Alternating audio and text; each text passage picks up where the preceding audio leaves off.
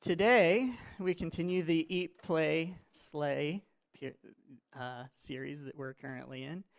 Now, before I go any further, and try not to look at the second part of that, where it says where it is from, do any of you guys know who Ehud is? It's not one of the characters that's a prominent character in the Bible. We're going to talk about more than just Ehud. We're going to because we're going to be in Judges the next couple of weeks, so I kind of want to give you a background on who the judges were, what they did, and their place. Okay, so let's get going here. So who were the judges? In the literal translation, it just means leaders. The Hebrew translated that way. So it just literally meant leaders of Israel through this time period. When is this time period, you may ask? It is between the conquest of Canaan by Joshua and the formation of the kingdom of Israel and Judah back later on with Saul, okay?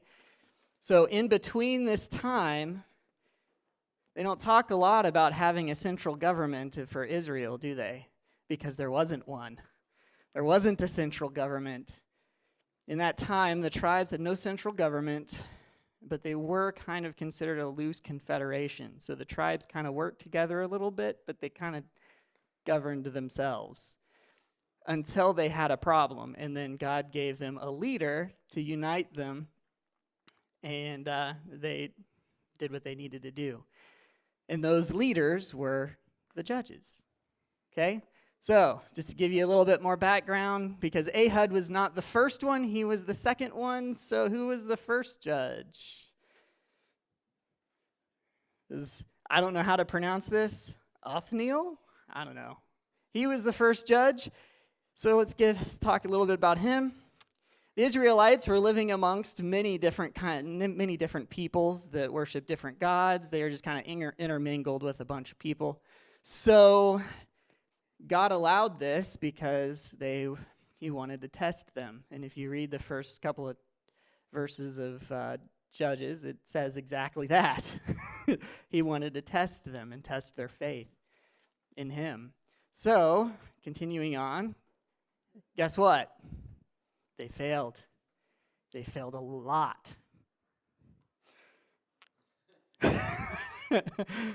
And by failed, I mean they were intermarrying with these other people, worshiping their gods, and just plain out sinning in God's eyes. Okay, so that's what I mean by they failed, because we all do. Let's be real. They forgot who their God was and began worshiping Baal and others. So, how many times in life do we forget who our God is? A lot. Several times a day, many times a day, we forget who our God is, how powerful and how great and He is to us. So God sold them to their enemies. He gave them up to their enemies of their kings. So they lived as servants under those kings for 8 years. And then God brought them Othniel, which is Caleb's younger brother. You guys all recognize that name, right? He was one of the spies. Yeah, so he was Caleb's younger brother, and he came, and he was filled with the Spirit of God and led Israel to freedom until he died 40 years later. And then guess what happened? They lived in peace for 40 years, and then they began failing once again. After Othniel died, the Israelites began to fall into sin. And this is where our story begins today. Judges 3, Judges 3:12 through the end. Okay. Once God delivered them into the hands of once again, God delivered them into the hands of their enemies. This time it was the Moabites and King Eglon. I don't know how to say it. Eglon. We'll go with Eglon. And they served him for 18 years. You notice the second one was longer than the first? That's just one of those little details. Okay, so let's start reading it. Judges 3:12 through 14. I'm going to read from the screen because my Bible's a different translation than I put on here. This is the NRSV. The Israelites again did what was evil in the sight of the Lord, and the Lord strengthened the king, Eglon of Moabite, against Israel, because they had done, or what they had done is evil in the sight of the Lord. The alliance with the Amorites and the Amalekites, he defeated Israel, and they took possession of the city of palms. So the Israelites served Eglon of Moab for 18 years. But when the Israelites cried out to the Lord raised up for them a deliverer, Ahad, son of Gera, the Benjamite, which was a left-handed man. I want to stop there for a second.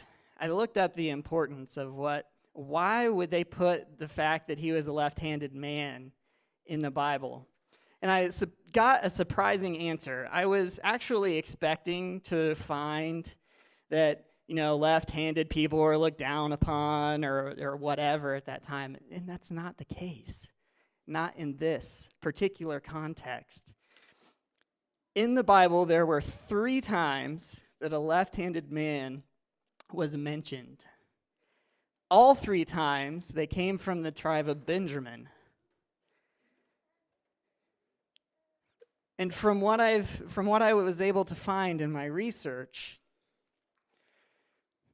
was that scholars believe that the Benjamites, or the tribe of Benjamin, they actually trained their soldiers to fight ambidextrously. Why is that? Kind of like the advantages of having a left-handed pitcher in baseball nowadays. If you can fight with the opposite hand just as strong as your power hand, then it gives you an advantage over your enemy. So I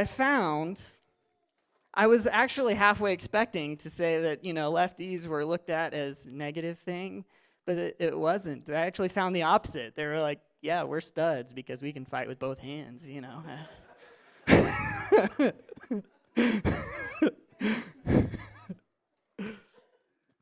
All right, so anyway, that's a side note.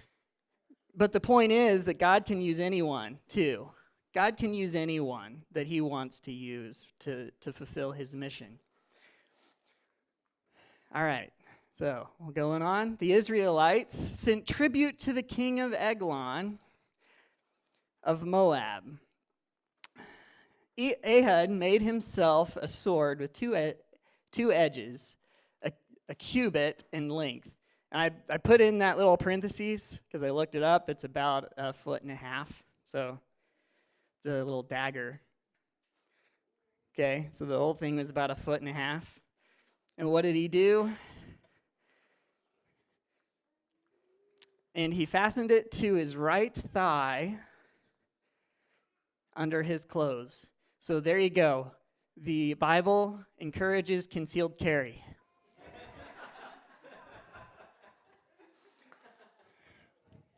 There you go. For all of you gun guys in here, concealed carry is in the Bible officially. All right. Going on. Then he presented the tribute to the king of Moab. Or Eglon, the king of Moab. Now, he was a very fat man. So anyone that is politically correct in here, you can just kind of change that a little bit. Because apparently he was really fat. Really fat. And you'll see why here in a few minutes. But anytime the Bible emphasizes something like that, it's got to be really big, okay?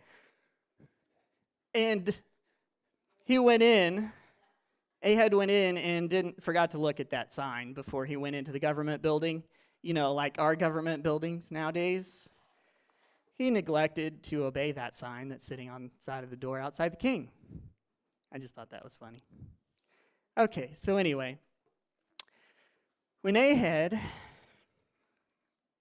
had finished presenting the tribute, he sent the people who carried the tribute on their way. But he himself turned back the sculptured stones near Gilgal and said, I have a secret message for you, O king. So the king said, silence. And all of his attendants went out of the room, out from his presence. Ahab came to him, and while he was sitting alone in the cold roof chamber, he said, I have a message from God for you. So he rose from his seat. This is where you get to see really how fat he is. Then Ahab reached with his left hand, took the sword from his right thigh, and thrusted it into Eglon's belly. The hilt also went in after the blade, and the fat enclosed over the blade, for he did not draw the sword out of his belly, and the dirt came out. I'm assuming that's blood. But all the footnotes I have say they really don't know what that meant. I'm assuming that blood came out of his stomach. I don't know. Who knows? It doesn't make a lot of sense. The dirt came out. Was there dirt on the blade? Was he so fat his rolls had dirt in them? I don't know what the deal is. Anyway, then Ahab went out into the vestibule, which the vestibule is just like a building that's separate from the main palace, and closed the doors of the roof chamber on him and locked them. After he had gone, the servants came. When they saw that the doors of the roof chamber were locked, they thought, he must be relieving himself in the cool chamber. Well, that's nice to think about. So they waited until they were embarrassed, which I don't know what that even means. They waited until they were embarrassed when he still did not open the doors of the roof chamber. They took the key and opened it, and there was their Lord lying on the dead, lying on the floor.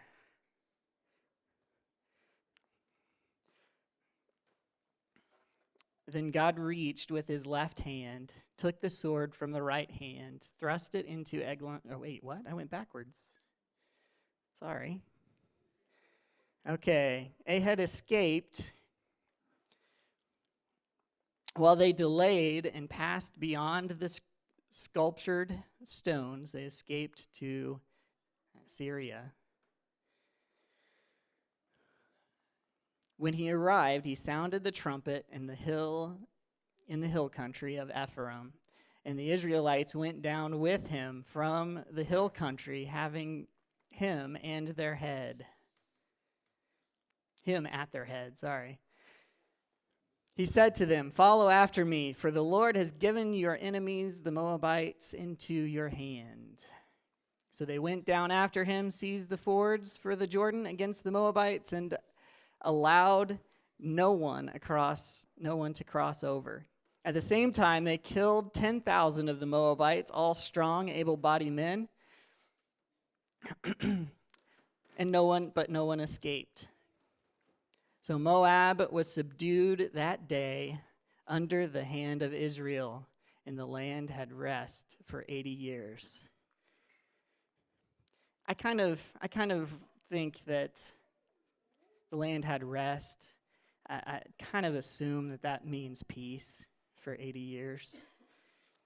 And you notice something else. That was exactly double what Othniel got them.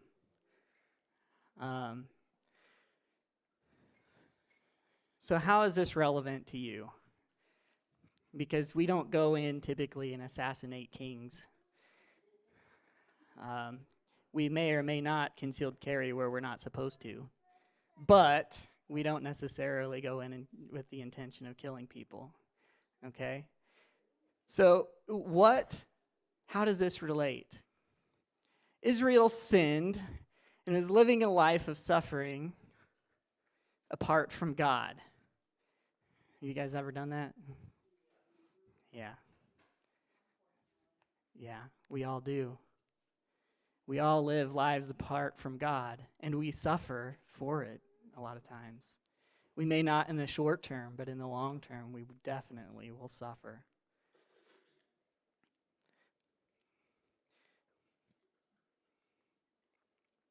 So the life we choose, separated from Him, is hard. I would argue impossible to live a healthy life with separated from God. But you realize every time we sin, that's taking a step away from God. Every time. It's separating ourselves, and we have to pay the consequences. When they repented, what did God do? He sent a Savior, right?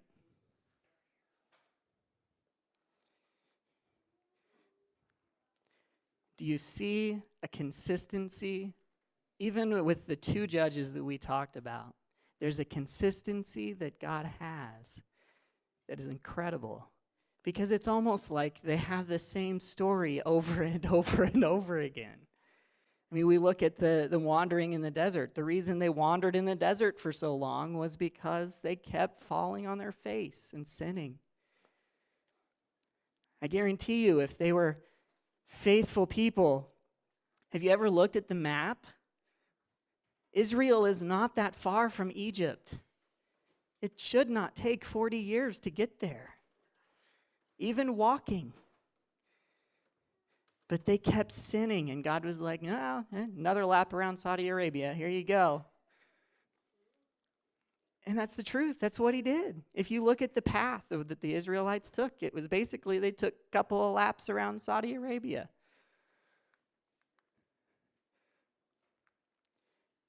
And it was all because they separated themselves from Him. But every time when they repented, where was He? He was right there to put them on the path that they needed to be. And in this story, they were sinning against God, worshiping other gods, and many other things, if you know anything about the gods that they're talking about. But they were doing all kinds of stuff, and God was there when they said, okay, God, I'm sorry. He was there, and He sent a leader to take care of it, to start the process, and then lead them into victory. We have our rescuer, right? Christ. He's the final rescuer. He's the last one. Because He's the last one we need. We don't need any more. But here's the thing, it's still easy to get lost. And we have to humble ourselves so the rescuer can actually rescue us.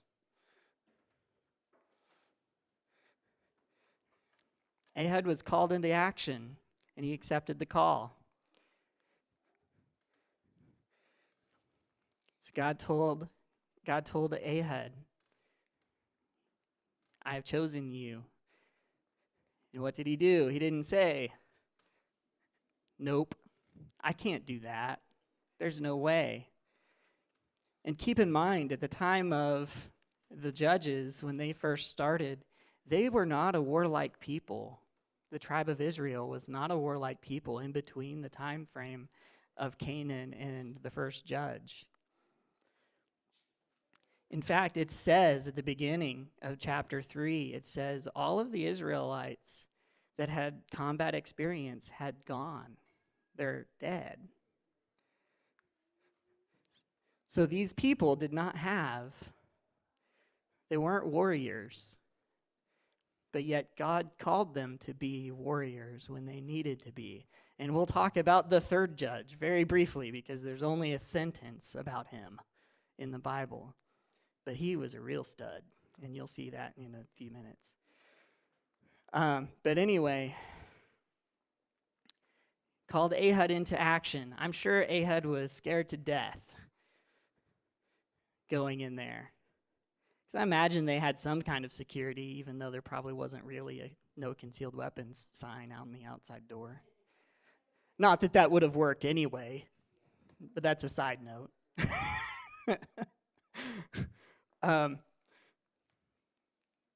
But I'm sure he was scared, but what did he do? He did it anyway. He did it anyway, and God allowed him to lead the people to victory. I do think it is interesting that with Othniel, they actually specified that he was filled with the Spirit of God. They didn't with Ahab. But you would have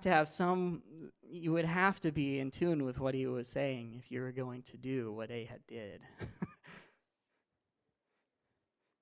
How does that relate? The Spirit asks us to do things every day. And the question is, are you listening for it? Is number one. Because if you're not listening, you're not ever going to hear it. And number two, when he does tell us to do something, do we sit back and say, I'm scared? Or do we do it? You know, I don't know if you've noticed this, but every time God shows himself to one of the characters in the Bible, they cower in fear. Understandably so. I mean, this is God, the all-holy God, and they're cowering in fear.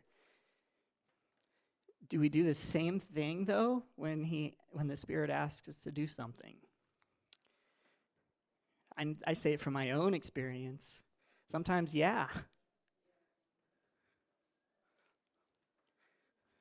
So we've got to have courage to when God tells us to go, we go.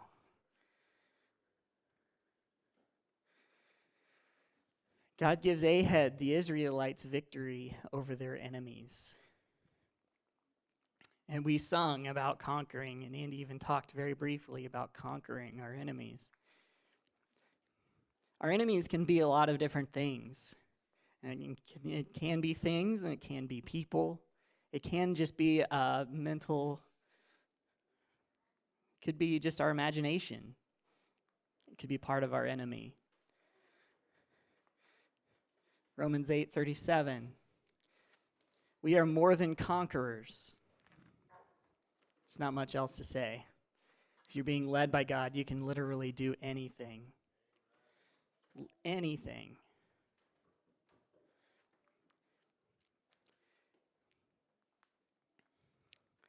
And that's probably the toughest. It's probably the toughest thing to wrap your head around. Because you see some of these biblical characters like many of the judges. They were heroes. They were leaders. They were strong. And most of what they had to do, they had to fight and kill their enemies, like their physical enemies. But there's a lot of things that go along with that I'm sure they had to deal with, that God had to walk them through it. Can you imagine Joshua when God said, I don't want anything living in that city? Nothing. They killed everything. Men, women, children, animals. They slaughtered them all. Can you imagine the aftermath of what's going on in his head and the men that had followed him, or the people that followed him? They had to deal with that stuff too. PTSD is not a new thing. We just learned what it was recently.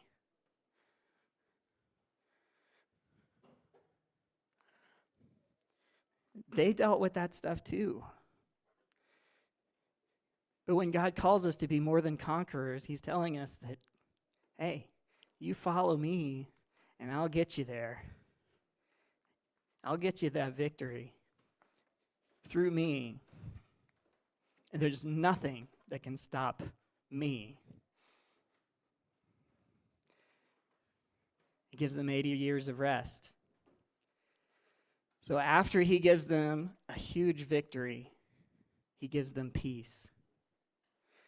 And this is really important. It really is. Because if you guys ever fought a battle and then after it was over, you're just like,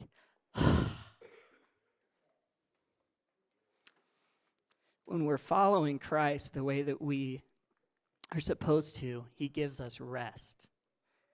You know, we're doing Financial Peace University right now, and Dave calls it that very intentionally, because when you're handling money the way that God teaches us in the Bible, you have peace about that area of your life. And it should not be surprising to anyone. When we're living by the commandments that God gives us and the teachings that Jesus gave us when he walked the earth, when we're living by those things, we get peace. Hopefully longer than 80 years. Actually, he promises forever. But we have to make the choice. We have to make the choice every day to live in that peace. And sometimes the first day that we make that choice, it is not peaceful. Because it's a spiritual battle that you've just started. But it will become peaceful. It will. And you hear some of us that have been Christians for a long time, you know, we dealt with that. Then God helped me conquer that. And now I'm at peace. It doesn't really bother me anymore. God freed them from that sin. You see people all the time. People that have been Christians a long time say that. Or sometimes even shorter times that they've just defeated one area of their life. But I'll tell you, when Jesus is refining us, when the Spirit is refining us, there's always a new battle. There's always something else he's trying to clean out. But the more we submit and serve him and give up those things and adjust those things in our lives, gives us more peace because it makes us more like him.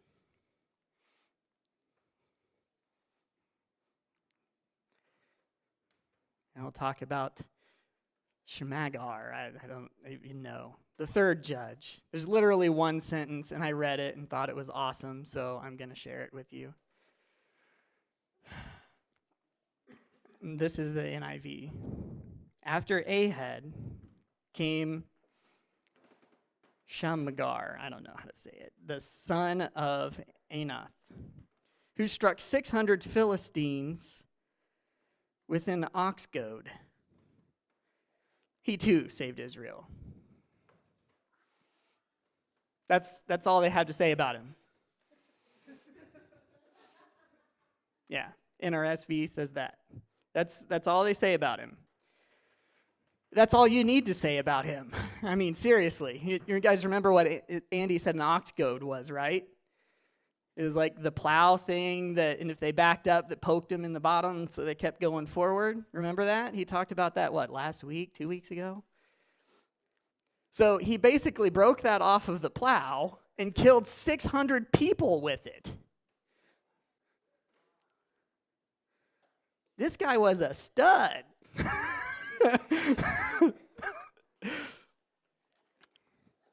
And I love how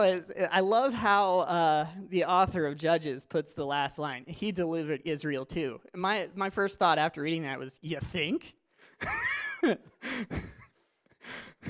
300 Spartans are nothing to him.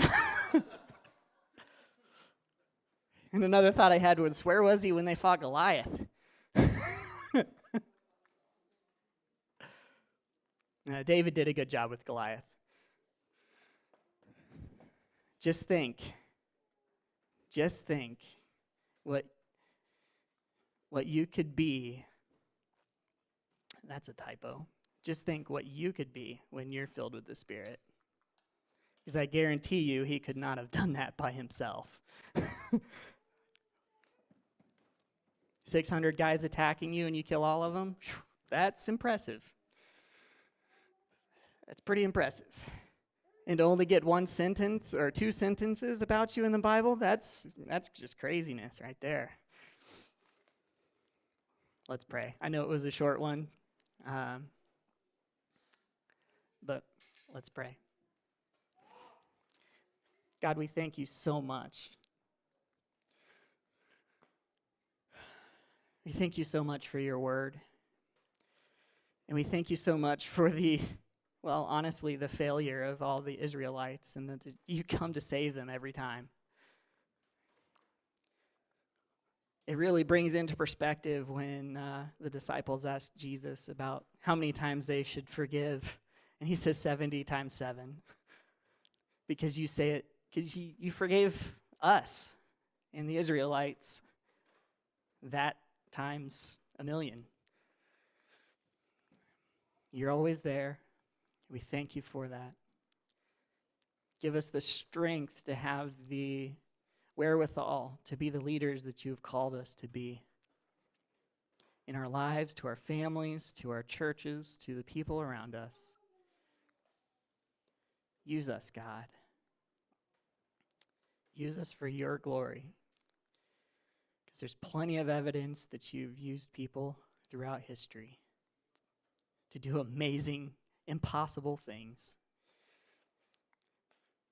We love you. We thank you for all you do. In your name we pray. Amen.